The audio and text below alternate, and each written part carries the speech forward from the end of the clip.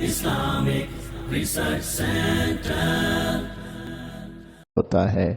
رسول اکرم صلی اللہ علیہ وسلم کے اس پیارے پھول کے کچھ پیغامات ہیں، وہ سن لیجئے اور ہم اپنی بات کو مکمل کرتے ہیں۔ رسول اللہ صلی اللہ علیہ وسلم کے یہ پھول سیدنا حسین، ان کا اخلاق کتنا تھا۔ ایک شخص نے ان کے بڑے بھائی حسن کو بہت برا بھلا کہا، انہوں نے اس کو بلایا اور مسکراتے ہوئے اس کے ہاتھ میں 40 درہم تھما دیے اور کہا مجھے پتہ چلا ہے کہ آپ خاصے آج کل پریشان ہیں، یہ تم لے لو اور اپنی گزر بسر کرو، لیکن میں ایک آپ کو بات بتاؤں، گالی گلوچ نا یہ اسلام میں جائز نہیں ہے۔ 40 درہم بھی دیے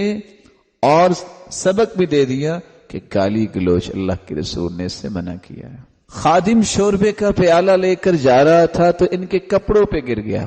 ابھی انہوں نے کچھ کہا نہیں، خادم کہتا ہے والکاظمین الغیظ، غصے کو پی جانے والے، کہتے ہیں میں نے غصہ نہیں کیا، کہتے ہیں والعافین عن الناس،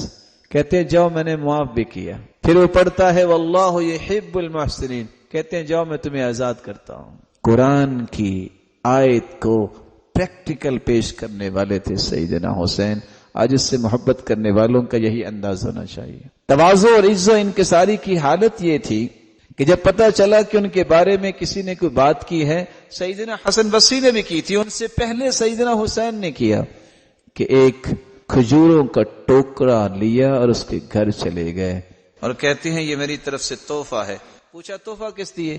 کہا تم نے مجھے نیکیاں دی تو میں کچھ بدلہ تو دوں گا ہی نہیں آپ کو، جب تو نے مجھے گالیاں دی تو مجھے نیکیاں دی ہیں، تو جب نیکیاں دینے والا جو ہے مجھ پہ سخاوت کر رہا ہے تو مجھے بھی تو کچھ بدلہ دینا ہی چاہیے نا۔ اطاعت اللہ کے رسول کی کس طرح تھی سیدنا حسین کی، میدان عرفات سے لے کر پیدل مزدلفہ،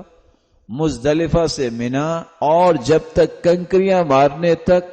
بلند آواز سے لبیک کہتے آ رہے۔ کسی نے کہا